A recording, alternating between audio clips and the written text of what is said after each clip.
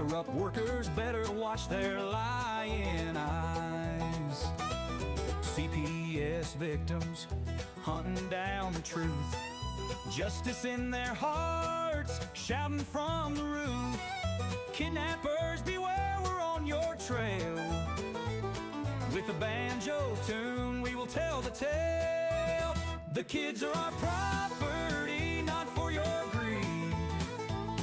No cash for kids, justice we need. Families torn apart, we'll make a stand. Together we'll reclaim and free this land.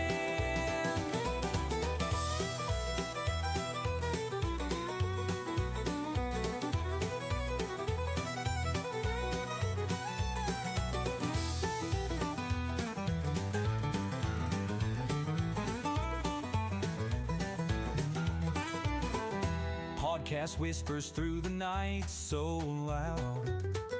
Voices of the people breaking every shroud, exposing every trick, every wicked scheme. For our children's sake we will redeem. Corruption like a shadow, they'll be chased. Every wrongful handprint will be erased. Our banners fly high, vengeance calls through every valley, mountain and halls. Vinny's words like thunder shake the ground. United we will fight till justice is found. No more tears, no more broken dreams. In the light together our love redeems.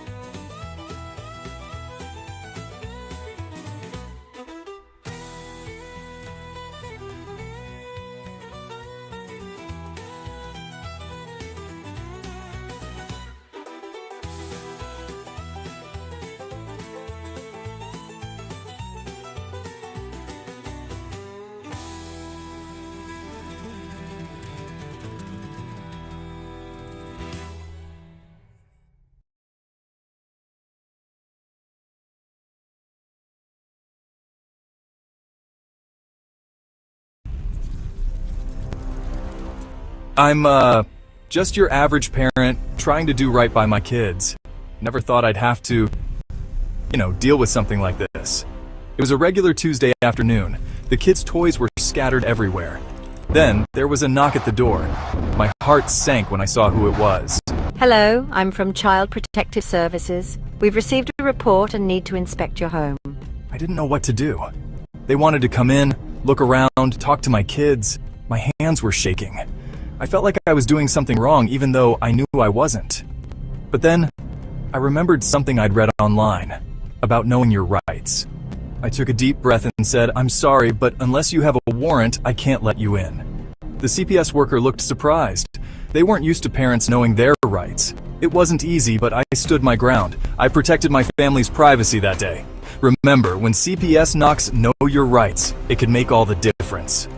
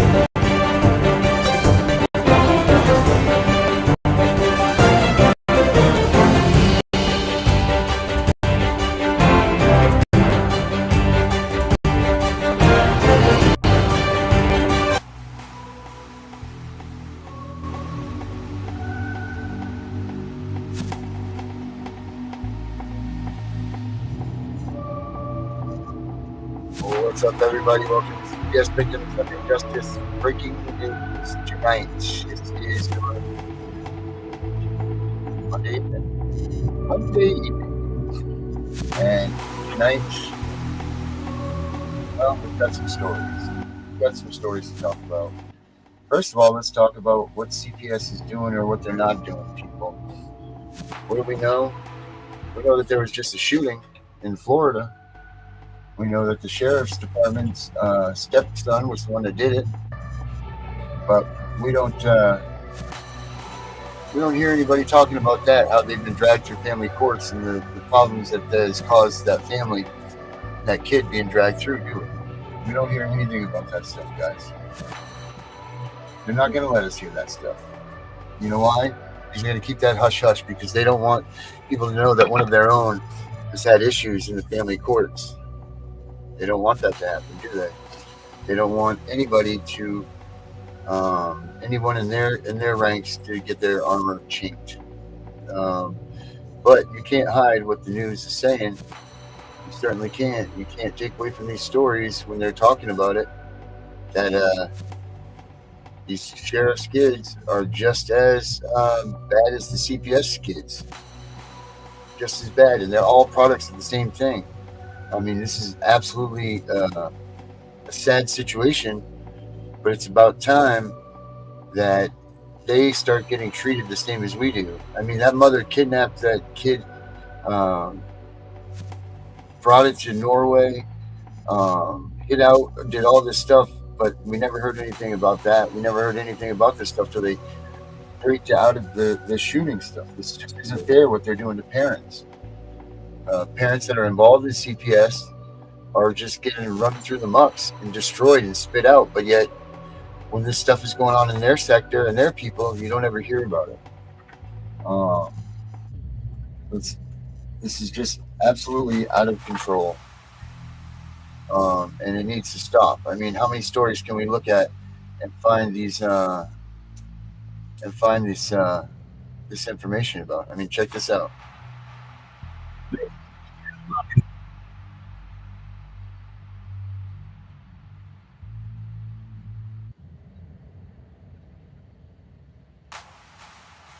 Witness News at 6. We continue to follow the investigation underway at Florida State University in the wake of a deadly mass shooting. Needless to say, we have multiple crime scenes.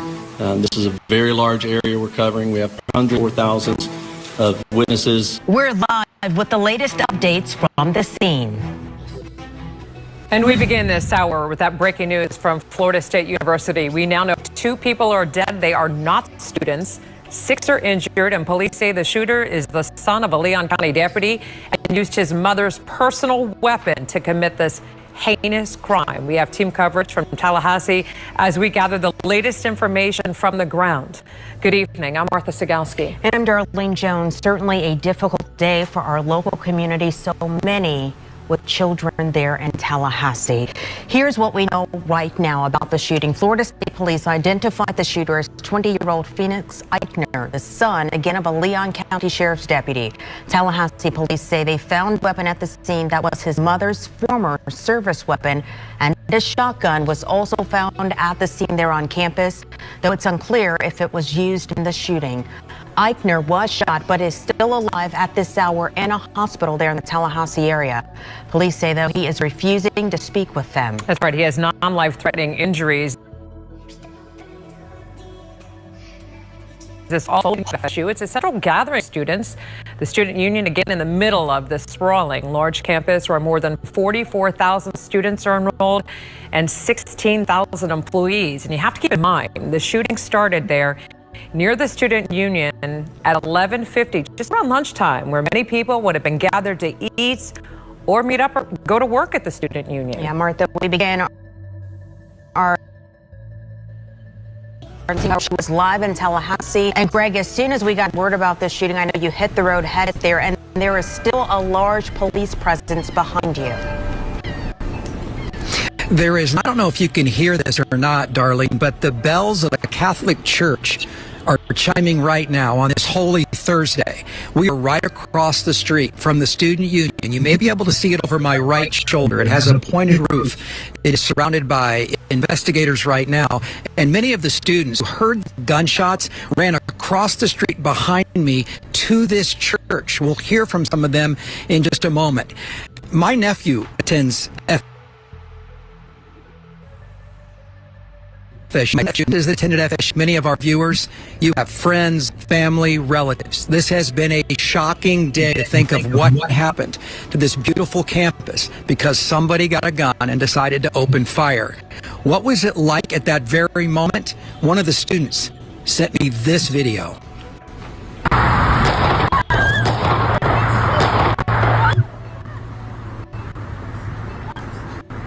The sound of gunfire. We've now learned that that was a deputy-issued revolver. It belonged to one of the deputies, a student resource officer here in this county who's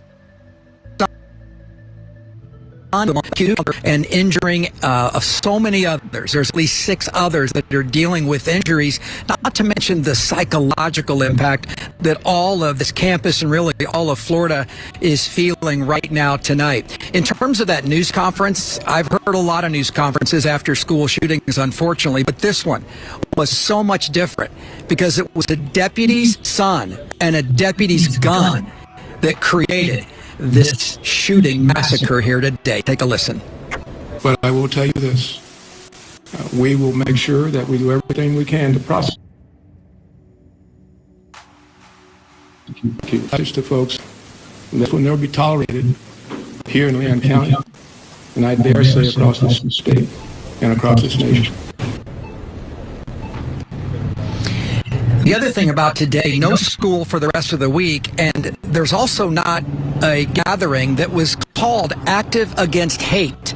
Ironically, that was canceled today as well. I bring in our reporter who has been on scene all afternoon. Sabrina Majori is with me. And Sabrina, you've talked with students, and I know that you've heard it in their voices and seen it in their faces just how scared they were.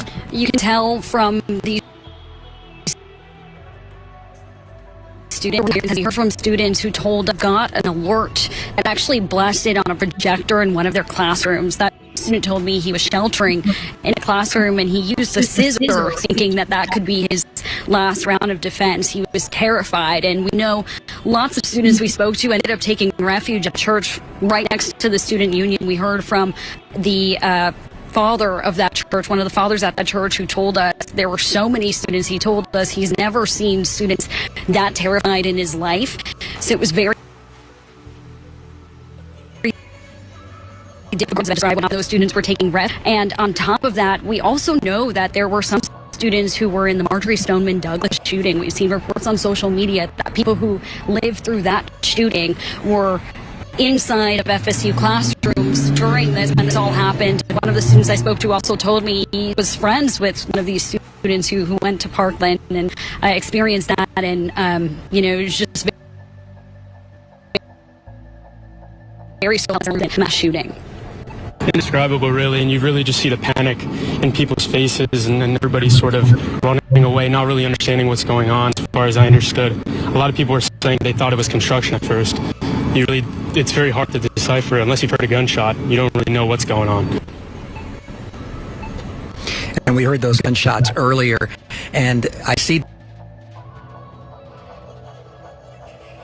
the service tonight, fully Thursday, and I know that just rings so much more true this Holy Week. How many people were hurt, how many families were hurt, and so many are really fortunate that they weren't injured because this was a packed place when the shooting happened. Yeah, and the father reason at the school, immediately after the students to safety inside this church, he immediately started texting so many of his students who he knew he works in close contact with. There's a real sense of panic as people are still, we're not sure who these victims are at this point. That's not been officially confirmed yet. So a lot of people just still trying to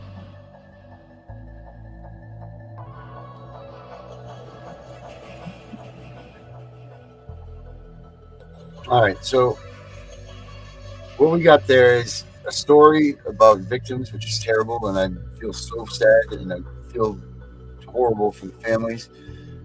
But what they're not telling you about is the fact that this dude has been caught up in family courts since he was a kid, between a terrible divorce with his mom. His biological mother had taken him to Norway for quite some time, where she only did 170 days in jail. 170 days in jail is all she did. But yet, if you went and took your child, because CPS took your kid, you're doing a hell of a lot more than 170 days in jail, Gunner. You know that's a fact. So why is it that these people are able to get away with this stuff? This kid was on all kinds of meds. He had ADHD, all these ADDs, all of this stuff, all of the flagship things that they say that, you can't be a parent and all this stuff. And yet this kid goes right into FSU and shoots it up. But he was fine. Well, here's my thing. This is one isolated incident that very, very rarely happens, especially on that particular campus. You want to see some real shit? Try the south side of Chicago, where that shit happens every fucking night, multiple times a night. Where's the outcry for that, Darren? And the kids that are shot in the drive-by shootings and the gang violence and the drugs and everything else. We don't want to talk about that, or parts of New York City or the other things where it's happening. Oh, this is an incident. All these people were scared. Really? Wow, we heard this and that. You realize that in like certain areas of this country, people go to sleep to that shit. Oh, there's a reality for you. You mean it sounds like a war zone or this or that? Yeah. You ever been to that? And they're going to sit there. But here's the thing. They're going to sit there and say, this kid used her weapon to shoot these people. So that means she didn't lock up her guns. That means the kid had access to the guns, right? Her service weapon, everything, all this stuff. He had access to all this stuff. But where's CPS? You're not going to hear CPS went to that house and did anything about this. You're not going to hear any of this stuff. This is just asinine. But hell and high water, if that was one of our kids, man, and we, they would have been right there. CPS is coming right to that house first, probably there before the bodies are cold. You know what I mean? Like that's just they'd be it. pressing charges against the parents, this and this and that, and all the other stuff.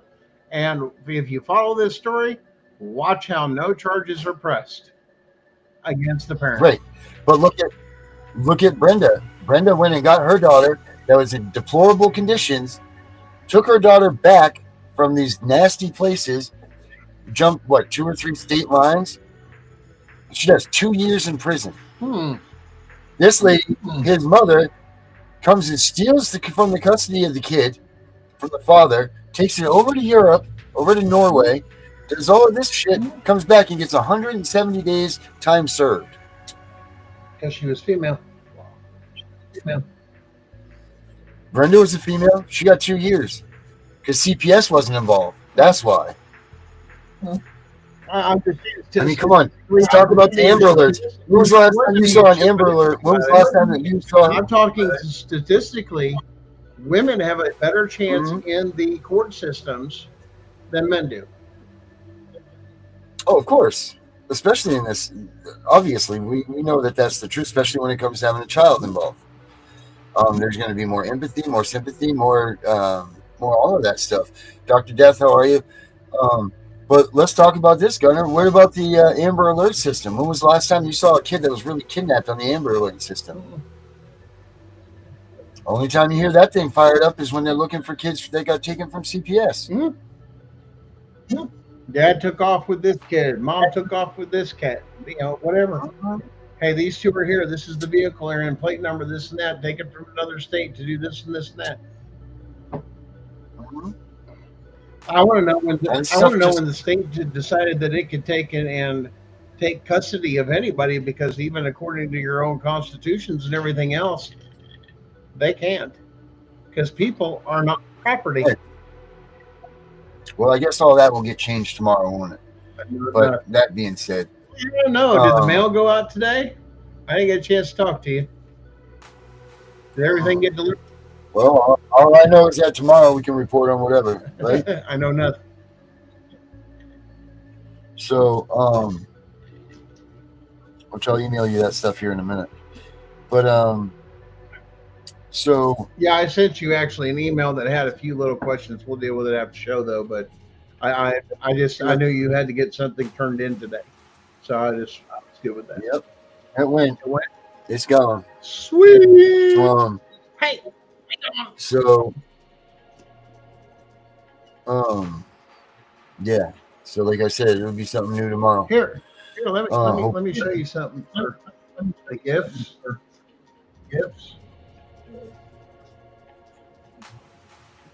Oh, very nice. Well, you got about. I hope you got printer ribbon because you got a lot more to print than I'm going to Hold send on. you. I'm not done yet. That one's full.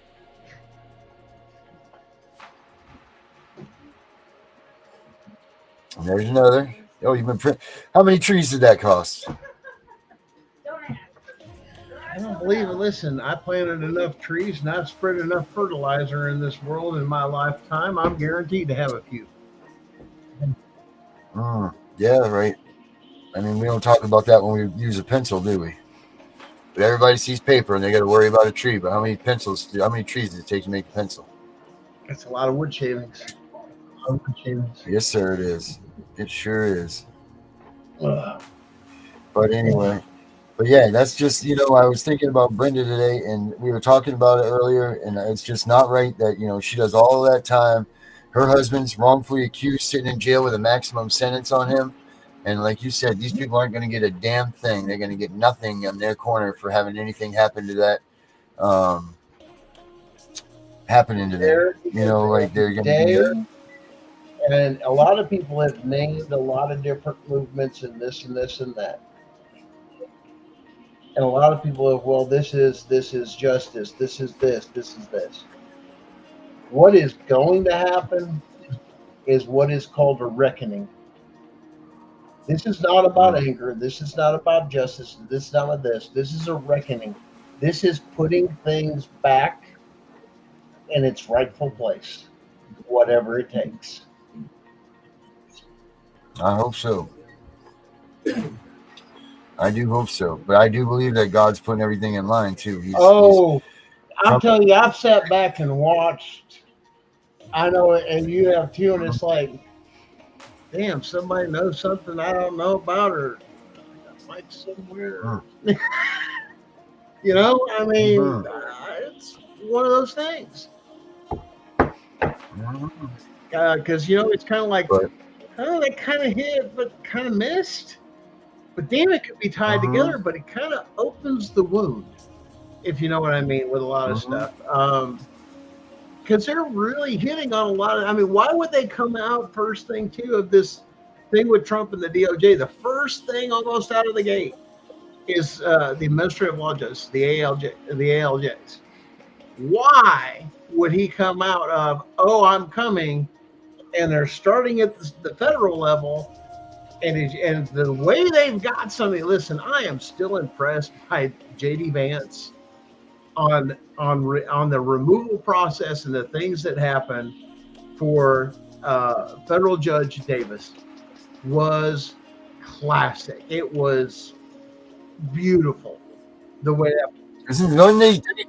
Didn't he flip out in the courtroom or something too, or something like that? Lost his mind. Even, I'm tired of you conservatives getting away with this, and he called out his bias and everything. I'm the law. J.D. Vance has turned around and said, no, sir, you serve the law. You are not the law.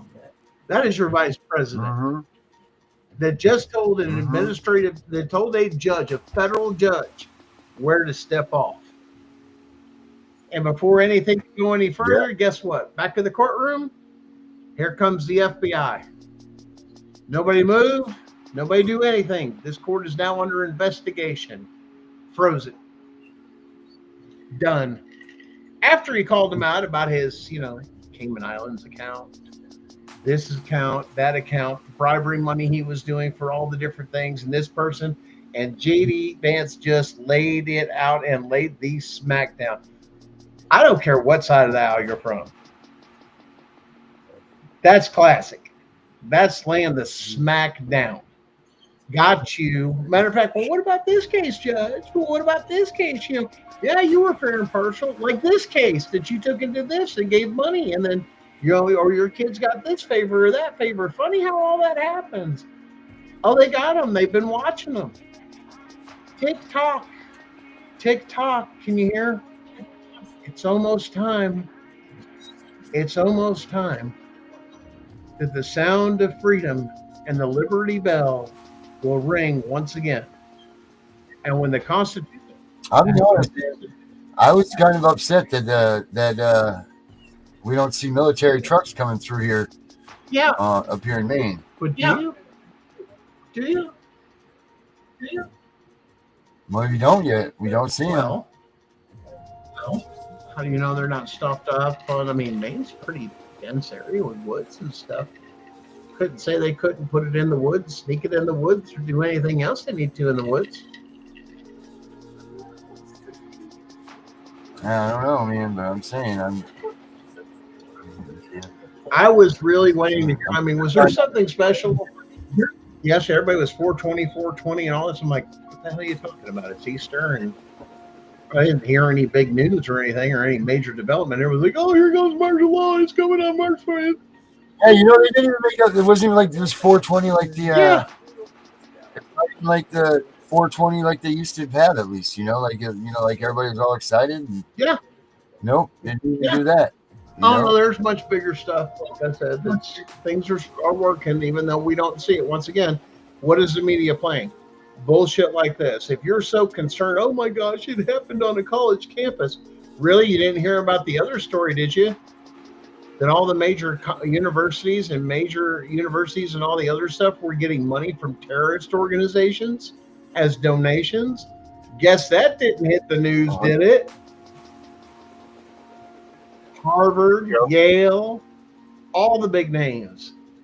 Money from the Taliban, money from this, money from that. Oh, yeah. They found all of it. Tons of donations. But what did Charles Marsh say? Except Judge Marshall Davis was in an especially foul mood. I said, no coffee in my courtroom, he snapped at his clerk, making the young woman flinch. Then, without missing a beat, he barked, and tell that defense team if they're not here in 2 minutes, I'm issuing contempt charges. The packed gallery watched as Davis stormed to his bench, his face already flushed with irritation. His reputation for harsh rulings was well known, but lately his behavior had become even more erratic, especially in cases involving conservative figures. A court clerk approached hesitantly. Your Honor, Vice President Vance has arrived for his testimony. Davis's expression soured instantly. Well, isn't that special? He sneered, making no effort to hide his disdain. Make sure he knows this isn't the Senate floor. In my courtroom, his title means nothing. The atmosphere shifted the moment J.D. Vance entered. J.D. Vance moved with quiet dignity, nodding respectfully to the court staff as he approached the witness stand. But Judge Marshall Davis watched him like a hawk, drumming his fingers against the bench, his irritation already palpable. The tension in the courtroom was thick. Everyone in the gallery knew what this was really about. Davis didn't just dislike conservatives, he despised them. And J.D. Vance, a Trump ally sitting right in front of him, that was fuel on the fire. Davis leaned forward, voice dripping with contempt.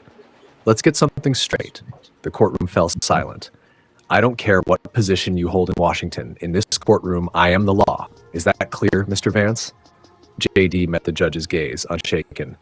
Crystal clear, Your Honor. I'm here simply as a witness to the truth. Truth? Davis scoffed. We'll see about that. He turned to the defense table, his mood already souring further. Now, let's get this circus started. The moment the defense attorney began his opening statement, Davis cut him off. For the record, I'm already tired of the political theatrics in my courtroom. His eyes flicked toward Vance. This isn't a campaign rally. The attorney tried again. Your Honor, we're simply establishing the context of Mr. Sterling's charitable. Davis barked out a mocking laugh. The context? The context is that your client is accused of tax evasion. Period. I don't need a history lesson about his so-called charitable work. Every time the attorney mentioned Sterling's community contributions, Davis shut him down with increasing hostility. Irrelevant. Move on. I won't warn you again. The gavel slammed down repeatedly, so much so that the court reporter struggled to keep up. But when it was J.D. Vance's turn to testify, Davis's behavior became outright unhinged. Stand up straight when you take the oath, he snapped, though Vance's posture was already perfect. And speak clearly. I won't have any political doublespeak in my court.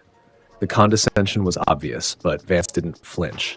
Your Honor, I can attest to Mr. Sterling's financial transparency regarding the Faith and Family Foundation. Davis rolled his eyes theatrically. Oh, here we go. Another conservative fairy tale about family values. The gallery shifted uncomfortably. Even the prosecution looked uneasy at how blatantly the judge was broadcasting his bias. But Davis wasn't finished. He leaned forward, his face turning a deeper shade of red. I've seen enough rich conservatives try to hide their money behind charitable facades. Your presence here doesn't impress me, Mr. Vice President. Then, with a smirk, he added, in fact, it makes me question the defendant's character even more. A low murmur ran through the courtroom. The judge wasn't even pretending to be impartial anymore. J.D. Vance remained composed, his calmness only seeming to infuriate Davis more. The judge's hands trembled slightly as he shuffled through his papers, his eyes darting toward a specific stack of documents on his desk. That's when Vance delivered the first real blow. I have here, he continued steadily, documented evidence of Mr. Sterling's charitable contributions, including the March meetings. Davis nearly jumped out of his seat. Those records are inadmissible, he practically shouted, though no one had even objected. The courtroom fell into stunned silence. A few jurors exchanged uncertain glances. The defense attorney stood cautiously. Your Honor, on what grounds are you... Don't you dare question my rulings. Davis's face was now bright red. One more word, and you'll be joining your client in contempt. The prosecutor shifted uncomfortably. This wasn't judicial discretion anymore. This was a personal vendetta. J.D. Vance spoke up, his voice still firm yet respectful. Your Honor, these documents were properly submitted during discovery. Davis let out a bitter chuckle. Oh, were they? And I suppose your fancy White House connections had nothing to do with that? Then, narrowing his eyes, he sneered. Let me tell you something about your kind, Mr. Vice President. You think you can waltz into my courtroom with your political privilege and... Objection, Your Honor! The defense attorney had finally found his courage. But before he could even finish his objection, Davis slammed the gavel down so hard that it echoed through the room. Sit down, he bellowed. The courtroom fell deathly silent. The jury, the gallery, even the prosecution sat frozen. For the first time, it was clear. Judge Davis wasn't in control of this courtroom anymore. His rage had given him away, and J.D. Vance, he had just exposed silence. Davis roared, slamming his gavel so hard the sound ricocheted through the chamber. This is completely inappropriate. His face was red, his breathing heavy. But J.D. Vance remained unfazed, his expression unreadable. I will not be lectured about appropriateness in my own court, especially not by some conservative puppet and his. Your Honor, Vance interjected smoothly, perhaps we should discuss the specific contents of the March 15 meeting? The shift in Davis's demeanor was instant and striking. The rage in his face flickered, replaced by something else. Was it fear? His hand, still gripping the gavel, froze midair. He stared at Vance as if truly seeing him the first time. Those meetings are not relevant to these proceedings, he stammered, his voice suddenly less certain. But his eyes kept darting to a particular folder on his bench, one that seemed to have appeared that very morning. Not relevant? Vance asked quietly, leaning forward. That's interesting, Your Honor, considering those meetings directly involve charitable contributions too. Enough. Davis slammed both hands on his bench, the sound echoing in the stunned silence. One more word about those meetings, and I'll have you removed. The courtroom watched in disbelief as the judge's composure continued to crumble. His hands were visibly shaking as he shuffled papers, desperate to regain control.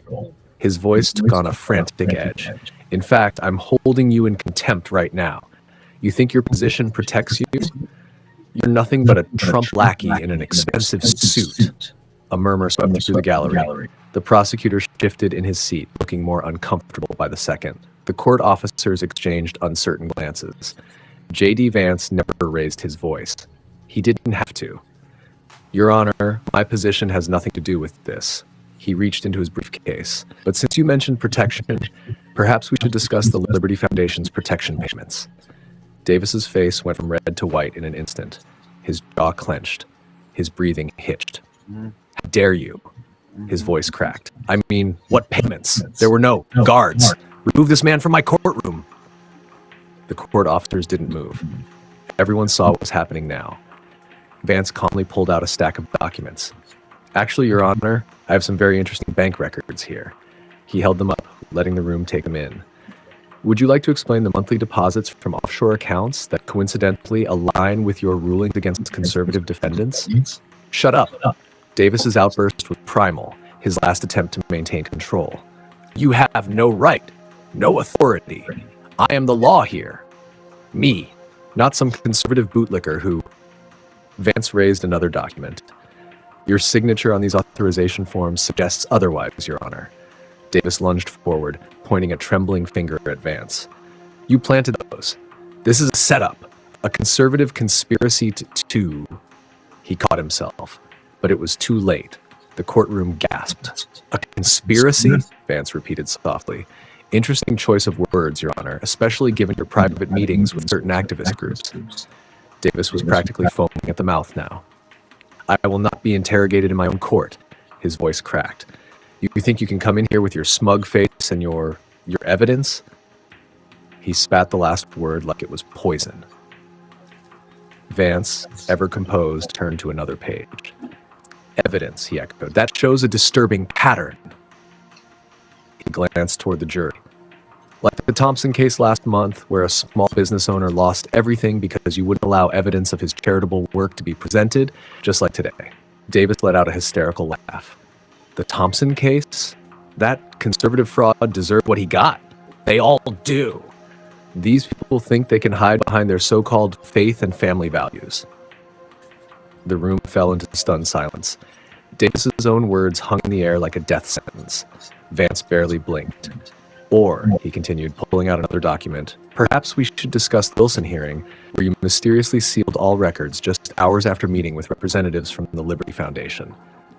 The judge's face twitched violently. His lips parted, but no words came out. How do you know about?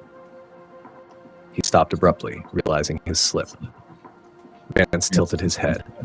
Know about what, Your Honor? The meeting? Or the $100,000 in your offshore account the next day? Davis's entire body went rigid. The gavel slipped from his grasp, clattering against the bench. The prosecutor stood up abruptly, finally realizing what he was witnessing. The jury members exchanged glances, their decision already made. The judge had lost more than his temper. He had lost everything. The gallery erupted in murmurs, the sound swelling like a rising tide. Davis slammed his gavel down repeatedly, but each strike felt more desperate than the last. Order, order, I will have order. His voice cracked with panic. This is all fabricated, a conservative plot to...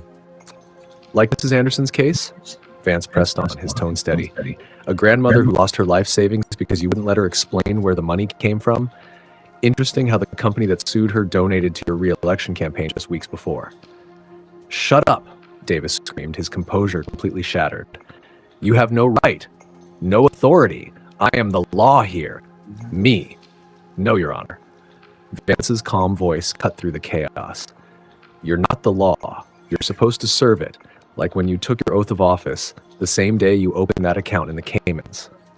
Davis shot up from his seat, his robes disheveled, pointing wildly at Vance. Guards, arrest this man for contempt. Seize those documents, all of them. Now! What are you waiting for? I gave you an order. The court officers hesitated, exchanging uneasy glances. Something had changed. Before they do that, Your Honor, Vance continued, unbothered, perhaps we should discuss why you're so eager to seize these particular documents. I don't have to explain myself to you, Davis snarled. His wild pacing behind the bench made him look more like a caged animal than a judge. I am a federal judge. My decisions are final. My authority is absolute. Vance leaned back slightly, almost amused. Absolute authority, Your Honor? seems to be a recurring theme with you. Just like in the Williams case last week, where you ordered all evidence of your private meeting sealed. Davis froze mid-stride. How did you? He stopped, his lips going tight. Those records were supposed to be. He caught himself again, but the damage was done. Vance tilted his head. Supposed to be what, Your Honor? Destroyed? Like the records from the Liberty Foundation meetings? Enough, Davis roared, his face contorted with fury. You self-righteous conservatives think you can come in my courtroom and expose. His breath hitched. He had said too much. Expose what exactly? Vance pressed. The systematic abuse of judicial power? The coordinated targeting of conservative defendants? Or perhaps the payments you've been receiving too? I said silence! Davis snapped completely. He grabbed his gavel and hurled it across the courtroom, narrowly missing his own clerk. You want to talk about abuse of power? Davis shouted, practically frothing at the mouth. I'll show you abuse of power. Officers, I want this man in handcuffs now, and anyone who refuses my order will be joining him in jail. The courtroom had become eerily silent. Even Davis's heavy breathing seemed amplified in the thick, tense air. The officers still hadn't moved. Their faces showed a clear conflict between duty and conscience. Davis leaned forward, his eyes dark with rage. Last chance, Mr. Vance, he snarled, his voice dripping with venom. Hand over those documents and submit to arrest, or I'll make sure you never set foot in another courtroom again. Vance merely flipped open another folder. That's an interesting threat, Your Honor. Almost identical to what you told Sarah Mitchell before dismissing her discrimination case, right after you met with CEO James Peterson. Davis's face went ghostly pale. What? How did you? Peterson, Vance continued, unfazed, who deposited $500,000 into your Cayman account. The same Peterson hosted that private yacht meeting last month, the one where 7 other judges were present, all of whom mysteriously ruled in his favor the following week. Davis's hands curled into fists. You have no right, he shrieked, spittle flying from his mouth. Those records are privileged. Those conversations were private.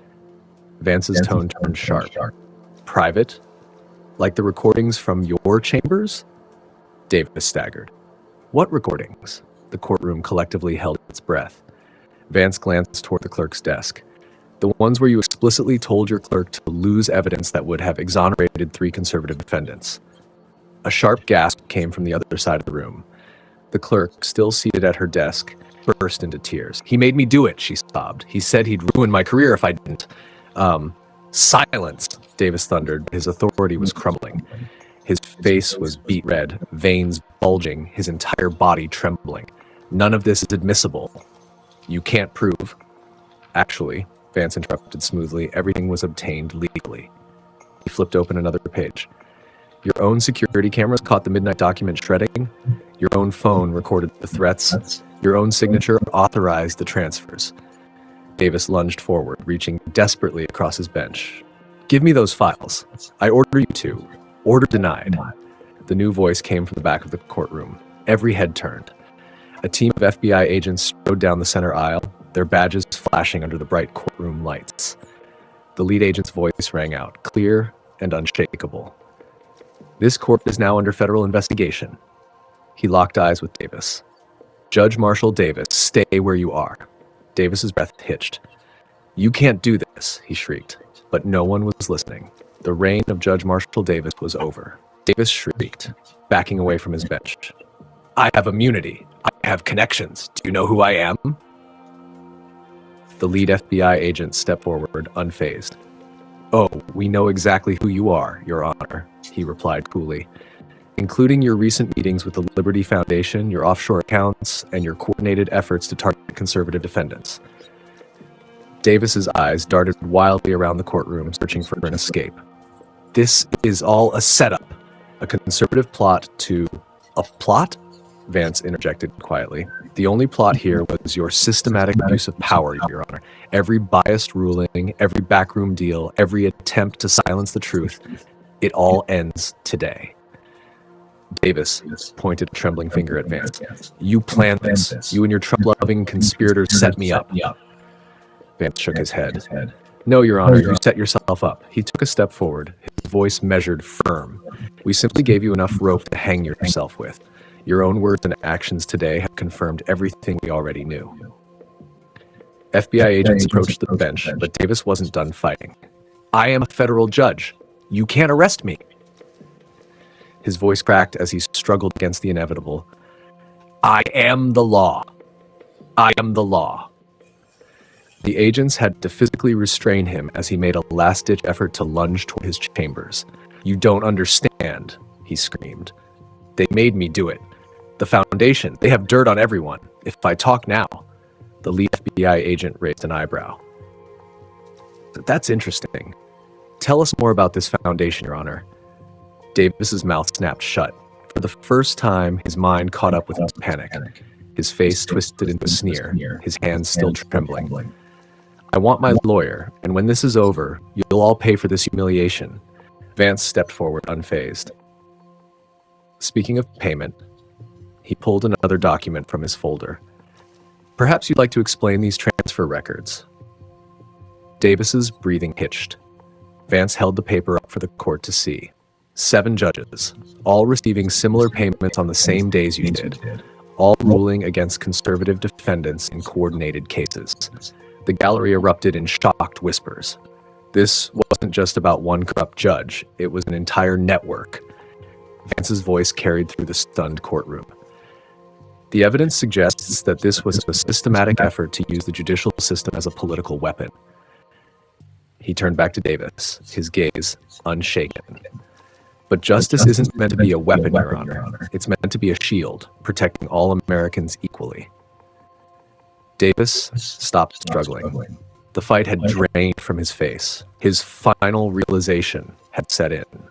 Behind him, court officers sealed his chambers for investigation. His clerk was already in tears, confessing everything. He made me do it, she sobbed as agents questioned her. He said he'd ruin my career if I didn't. Davis's final walk of shame out of his own courtroom was more than just an arrest. It was a symbol that justice had caught up with him. But as the agents led him away in handcuffs, he turned one last time to face J.D. Vance. His voice was cold, bitter, hollow. You think it changes anything? Vance met his stare, unwavering. There will always be others like me. You can't stop us all. Vance nodded slightly. You're right about one thing. There will always be those who abuse power. He paused, letting the weight of his words settle. But there will also always be those who stand up against them. That's what makes our justice system work. Not the corruption you represent, but the courage of those who fight against it. The aftermath was swift and far-reaching. Davis's arrest triggered a wave of investigations across multiple jurisdictions. The network of corrupt judges began to crumble as more evidence surfaced and witnesses came forward. But perhaps the most powerful moment came when Sterling's case was dismissed. The new judge reviewing the evidence Davis had tried so desperately to suppress found no basis for the charges. And in the end, justice wasn't decided by those who sought to control it, but by those willing to defend it. And if you believe in standing up for truth and accountability, make sure to like this video and subscribe.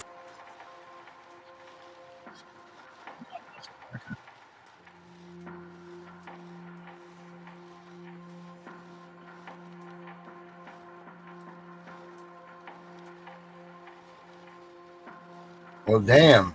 That's a hell of a story, boy. Let me tell you something. I've never been prouder of a vice president in all my lifetime than what just happened in that courtroom. That's what's going to be happening to all these other judges. We just got to wait. Just got to wait it out. It's going to take a minute. Not too long, but it's going to take some time. Time keeps on ticking into the future. But that's the things that they're getting ready to do. That's the things that they're getting ready to show the rest of the world that the Constitution is the. This shit has been going on long enough, and the amount of shit you think is your true reality is not the constitutional republic America was supposed to be, you are seeing the death of the Marxist communist movement, socialist movement, and the death of democracy and the reinstitution of the constitutional republic. Then that being said, keep your paperwork together, get all your shit together, because this is going to be the time where we're going to go back into the courts and we got to get our kids back. Now, this stuff is coming, people. It's just not going to be today, and it's not going to be tomorrow. Well, maybe it will be tomorrow. Who knows? But it's going to take some time. But understand that it is coming. So don't get flustered. Don't get upset that nothing's going on. Even if somebody came in, let me explain it to you this way. It's a process as you're going through. Even if somebody came in with the perfect thing of this, and that, they're going to have to absorb it. They're going to have to confirm it. They're going to have to make sure all the facts are in place, that everything's true. A little bit more investigation to where they're just not running up the ladder and saying, this is going on. But there's enough to begin to question or anything else, or there is enough evidence and enough. The idea is you've got to have enough evidence and everything. This is not just openly calling people out.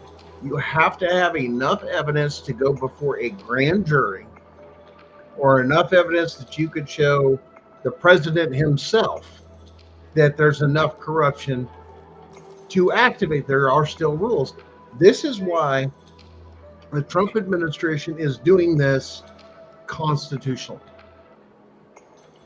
Everything's going, hey, it's too slow. But is it being done constitutionally? Yes, it is. Everything we have seen has been a step forward towards this. We're moving towards the Constitution. Then you got all these corrupt judges. Oh, you can't this, and all this other stuff. MS-13, this whole thing with this idiot going on. I'll tell you the truth. To be honest, that's an act of treason going down there. You've got no business down there as far as that congressman or whatever, or senator from Maryland. To be honest with you, you ought to be labeled as an enemy of the state to bring back in what is considered a terrorist, known terrorist, and an enemy combatant against this country. Showing favor. You realize there's a part of the Constitution some of you morons need to take and realize of aiding and abetting the enemy or giving aid to the enemy is an act of treason. Direct. So eventually it's going to get called out. But once again, we have to go a step at a time. We have to peel back the onion. Why? Because they do want them all. And the only way to do it, if some of you ain't been hunting before, you just don't know. Sometimes you got to shake the tree a little and let it set and see what else comes out, because you made them nervous. Shaking the tree, a bunch of stuff comes out. Well, it's all done. Nope. Wait a minute. Give it a minute, and what's going to happen? The ones that froze will then start to come out a little bit more. What do you do again? Shake the tree again. How many times do you think they shake the tree when they get the apples off? It ain't just once. You ever seen one of those, Darren? Where they have at the orchards a tree shaker? Literally a tree shaker. The machine that actually goes and shakes the bottom of the tree and it knocks all the things off. Yeah, it's got a net thing around it to catch it, the whole 9 yards. Cool invention, man. Whoever did that, grabs it soft, doesn't do the bar, just grabs a hold of it, shakes it real fast. That's a test of the cotton gin. The cotton gin did the same type of thing. Yeah. Yep. Amazing stuff. But you'll ever notice they shake it and then they'll come at it usually from a different direction. They'll readjust and hit it like straight on at like, we'll say 6 o'clock and then come to like 9 o'clock. Why? Because if you're going to shake it north and south, then you want to shake it east and west. Makes sense. And you get everything that can possibly come off the tree. And they'll tell you that all the time. Make sure that you pick on the right side. Now, there's different rules and stuff for oranges and lemons, and every tree has its own thing, but it still comes down to the same concept, to it. And then, what's that one? Oh, yeah, the apples. You know what's funnier than hell about apples? is the rotten ones end up on the ground. And if you got farm animals and they've been on the ground too, you ever seen a drunk horse or a drunk cow? Yeah. Seriously, because it gets fermented from sitting on the ground. She's over here laughing. She's seen it. Goats are hilarious drunk when it comes to that. But once again, Everything's hilarious drunk. you wouldn't know that. You're telling me they're out there getting drunk? Yeah, the animals are out there throwing a party. Hey, all the fruit's on the ground, and they'll literally get drunk. Wow, from a It's funny. fermented fruit that's already there, that's funny. That's funny as hell. We used Hey, to we get got to be liquor out good enough Yeah, to get a horse drunk. Well, the night before you get ready to slaughter the pigs, you go out and give them a bunch of beer because that would like shock their system or whatever. So it would Yeah. get them all loosened up and put the beer in them, and then that way the next day they're all hungover. You can go ahead and just very easily do the business you got to do. I don't, like I said, I've seen that a couple ways. They do have the tool, the pneumatic one for doing some of that stuff too, and then they've got the other one where they just put the old. And the funny thing is a lot of people don't know that either. Is having the proper caliber. Did you know you needed to have a 22 to shoot a pig in the back of the head? Because anything bigger, it just sticks in there because a 22 bounces around in the And it just skull. lodges and they don't die. Yeah. Yeah. And a lot of people don't know that of taking down certain animals. You have to have a certain way of doing it. Deer, you go for the heart, the lungs, some of those other things. Elk, the same way. Bears, a little bit, similar. I know people that hunt bear. Yes, they chase them up the tree, the whole 9 yards. That is in my area, and they do that so to control the population. There's a lot of things you got to watch, and there's a method to doing it. That's just like there's a different method for every fish out there. I mean, different jig, different fly, different this. I mean, it just depends on what it is. And humans are the same way, psychologically, when you think about it. It takes something unique that will break one person that won't bother 20 others. Yeah. And here's the thing. CPS knows all of the tricks to break any and everybody except for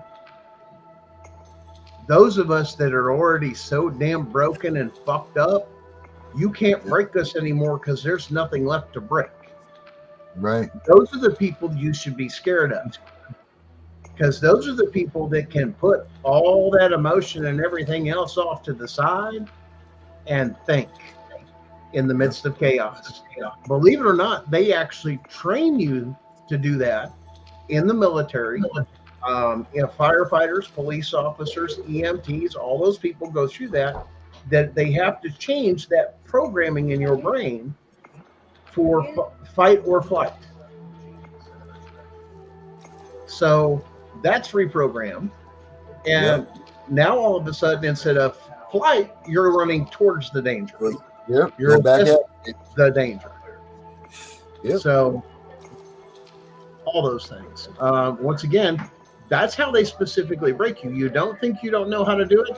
The United States military has been doing it for a long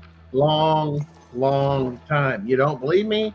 Take one look at a movie that what I would say probably be the most closest everybody would say would be Full Metal Jacket when it comes to basic training. You are all nothing. You don't belong. You are equally nothing. You're all pieces of shit. Don't matter if you're tall, short, this and that. When you understand that, Lee Ermey, that played in that particular movie, was a drill sergeant. Yeah. Matter of fact, he was supposed to train the guy he was the consultant on the movie Full Metal Jacket, but instead it bothered him so bad that the actors were doing the drill instructor thing. He says, forget it, just get the hell out of my way. And Lee Ermey just comes in there, and next thing you know, you watch him.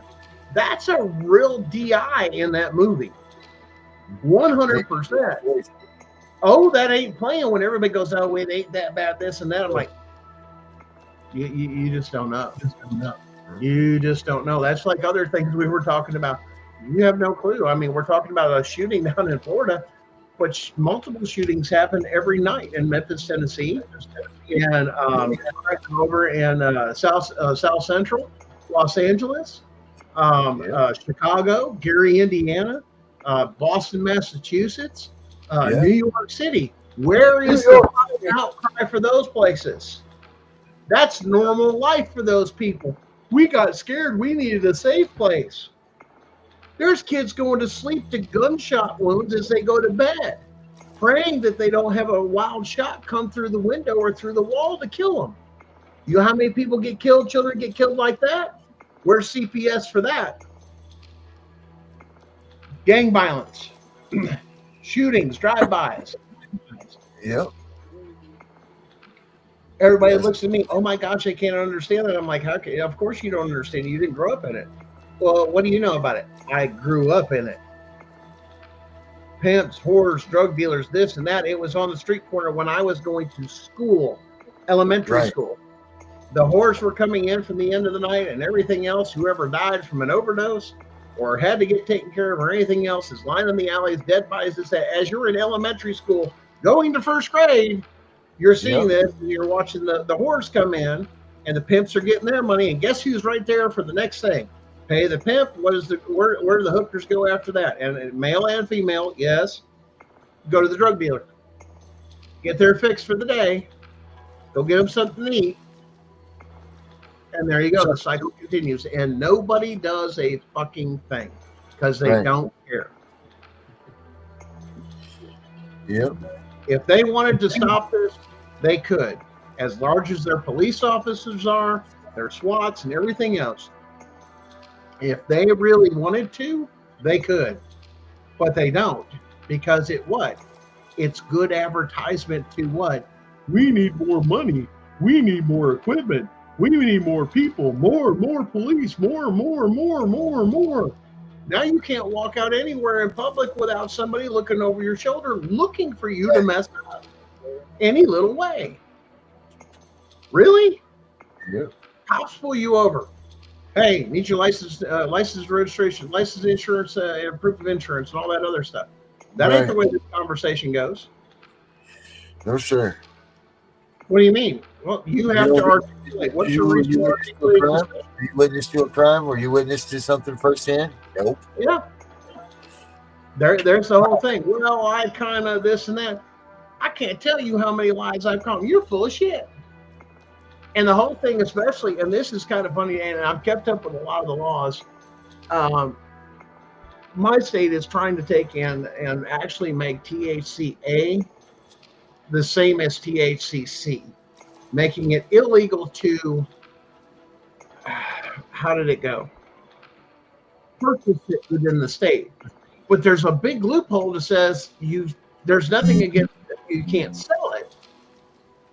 Right. But the thing is, you can buy it from the surrounding states, and they're like, oh, well, this is bad. Oh, this is bad. And I'm over here, I'm like, but how many medicines does Big Pharma and all these petroleum-based, medicines, how many people a year do they kill? Oh. What we got here? Hello. Is it I'm here. Oh, well, it's dark. Hey, y'all.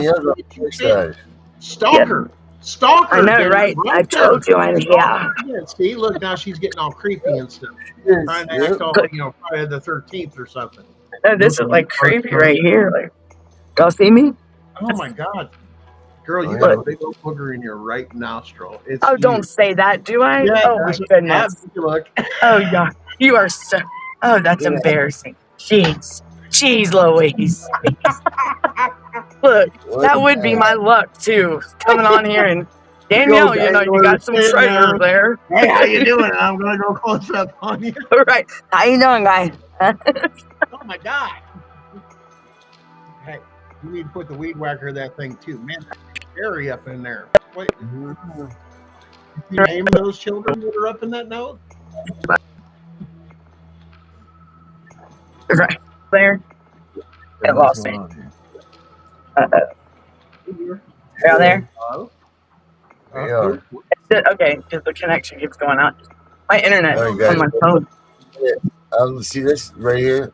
What was the show about This tonight? is about my eye is turning to the left, which means, you know what that means? That means I'm going to start reading narcoleptic here in a minute. That's what that means. So whenever you see my eye turn left, that means that Darren's about ready to go night on narcolepsy, and I won't even realize it. But what I have noticed, when it looks like I've just expected it, it means that's it. It's over for me.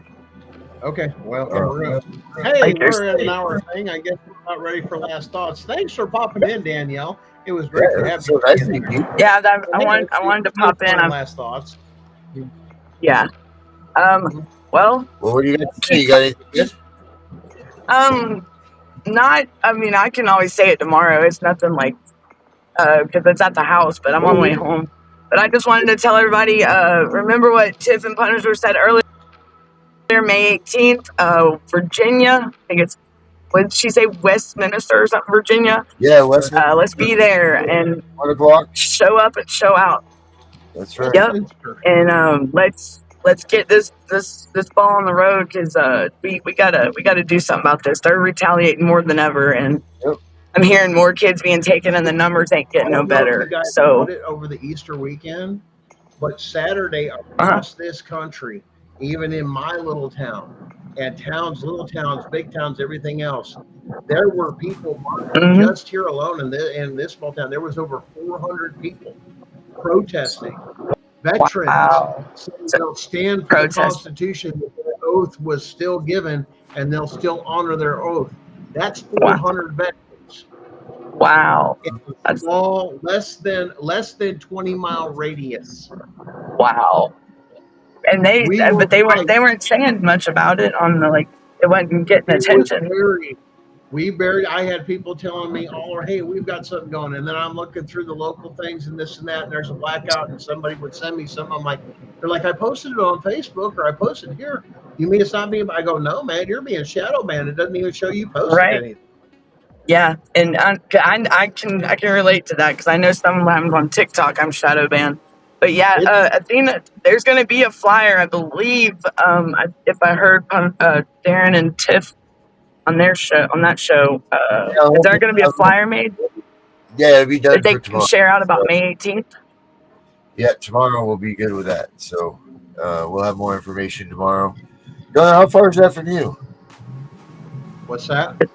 Closer than me. West Manchester, Virginia? Yeah. Yeah. I'd say probably at least 6-7 hour drive, somewhere around there. So about 6 for me. So it's probably about 9-10 for me. Let's see. I mean, it's a good meetup spot, if I can say so myself. West Manchester, Virginia. My Turbo Duster 3000's coming out. My broomstick. Let's go. Is that what you're flying over there? It's the minor lower. Click my heels. You said, yeah. Was it Winchester or Westminster? I thought it was Winchester. Winchester. I'll tell you right now. It is.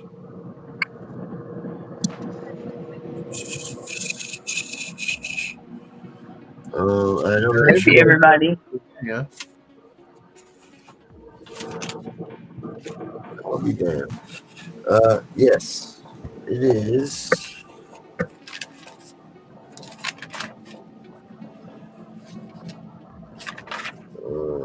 We got a lot of good information. We got a lot of good information that was given out that day. Winchester. Yeah. Winchester. And everything. Woo-hoo. Yeah, pictures of all of us. I think it's up towards the Maryland border. Is it? Oh, she is. It's good. You know all about it. I think that's part of, I think they try to tie some of that into the Blue Ridge Parkway. The Blue Ridge Parkway? I think it's part of Shenandoah National Park. Oh. Shenandoah. Yeah. So that's a good. Yeah. So you'll be there. plane don't get, I'll ride in my. I'm big rally. That's right. Tiff State. Last thoughts for you, Gunner.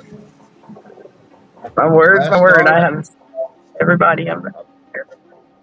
Oh yeah, did you finish up, D? Yep. The rough toilet, the one-ply toilet paper is like sandpaper in a porta potty. Carry toilet paper. Carry your Constitution. Know your rights. Wipe your butt. Make sure that you've pooped every day for health. If you have mental health issues, make sure that you're talking with somebody, reaching out to somebody. It's not worth your life. Don't give up hope. Fight for your rights. Get ready, because this country is going back to the Constitution, whether you like it or not. And here's the thing. It's not about nationalism. It's not about anything else. It's about going back to what we were supposed to, and we should have never veered away from it. So let's make that clear.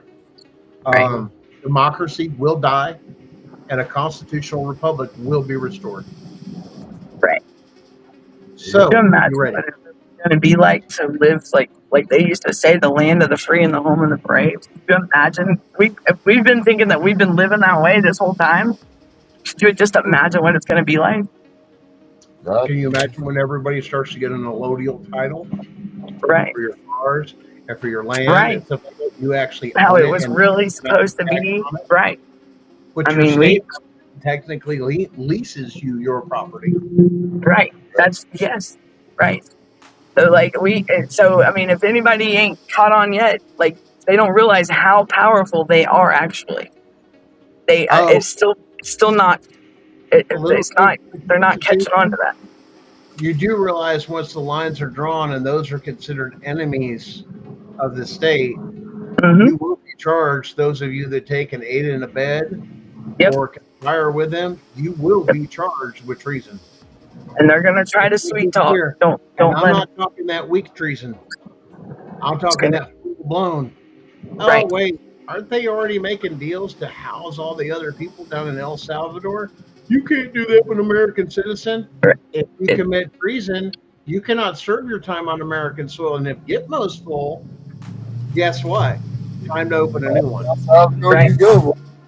It may sound good it may sound good when they say it, like the good deal or whatever, but don't fall for it, because it's for our kids.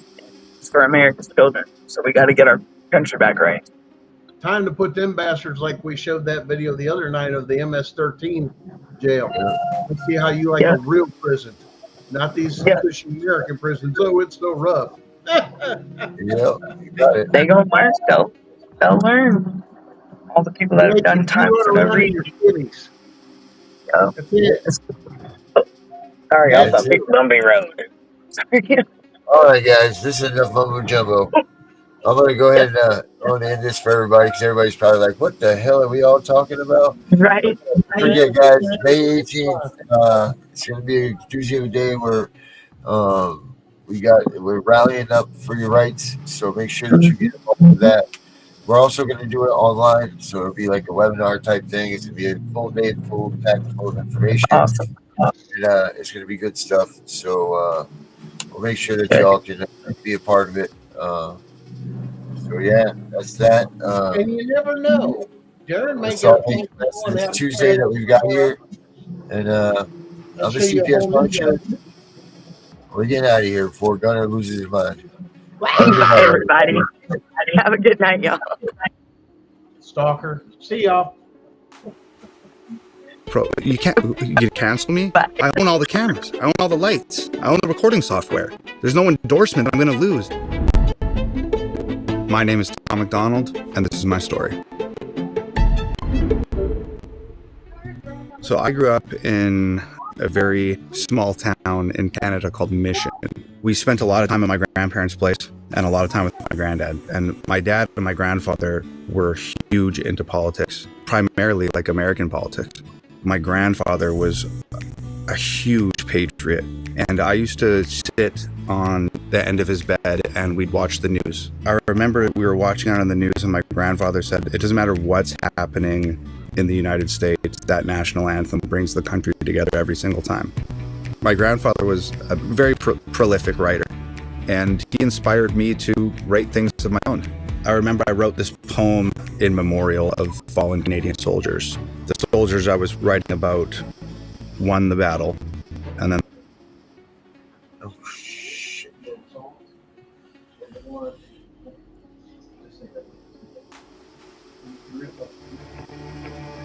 I'm the one that you hate for making America great, and I'm the one who's trying to build back better. We ain't the same. Yeah, you're right. There's a difference. Y'all are woke and we're awake. What a joke. Does white privilege have something to say? Your president drove the country into the ground. The crime rate through the roof. There ain't no jobs to be found. Inflation going up. My kids need food in their mouths. You put the fake news on every TV screen in my house. Hold up. Your president a racist, homophobic. Tried to overthrow democracy and everybody knows it. He will never make America great again like the slogan. He a white supremacist, just like all of you who voted. That is not facts. All you woke morons do is talk trash. Drag queens in classrooms, hate anyone who's not black. You're pro-white, you know that's what the Klan members are, right? You're anti-LGBTQ, then why they always on your mind? Bro, you're a boy, you're a girl, stop playing stupid. You screwing up the youth and all the children are our future. You don't care about the kids. Look at all the school shootings. You're pro-gun, it's your fault. Stop making those excuses. You think anyone who don't agree with you is just a bigot. You're a fascist, you're a Nazi. You just mad because you triggered. You're just jealous of the left because we're progressive and we're winning. Now I'm tripping that you won the election because you rigged it.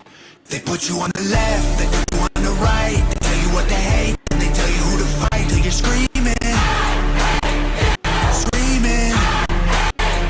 They put you on the right, they put you on the left. They tell you who to hate, they do anything to get you screaming, screaming. My president draining the swamp, we building walls. Your president opened the border for one and all. Now there's murderers and criminals evading the law, walking right into America, our safety is gone. Well, my president ended pandemic, saved the economy, and introduced legislation fighting for our equality. His son smokes crack, I don't care about that honestly. He's raising all our wages, he raised his children properly. You obviously pro-life, a woman's choice is your right. I feel like abortion is important and you don't like. You're treating it like birth control, you're treating them like your wife. I said that all lives matter and I also meant unborn life. You're so clever, go ahead make your little memes while we're bringing home the soldiers who were in the Middle East. Okay, you brought the soldiers home, but then you burnt the flag and took a knee and left the men who fought for our freedom homeless on the street. Build back better, there'll be violence and riots until you Bible thumpers learn to fall in line and trust the science. We ain't ever backing down from all you pedos and tyrants. The right is fighting the system, the left is trying to divide us. And that is clown talk, all you got is mean tweets. It's free speech, call the cops, dog, you defunded the police. This country will be better off without all you freaks. This is America, homie, if you don't like it, you can leave. They put you on the left, they put you on the right. They tell you what to hate, then they tell you who to fight. Till you're screaming, screaming. They put you on the right, they put you on the left. They tell you who to hate, they do anything to get you screaming, screaming. No president will ever give a damn about the truth. It don't matter who's the winner, cause the people always lose. No president will ever break the system from inside. It's a deep state plan dividing us into sides. It don't matter if you're left, right, black, white, red, blue, conservative or liberal, rich, poor, me, you, Republican or Democrat, old, young, mean, cool. They promise us our freedom, but then all we get is free doom.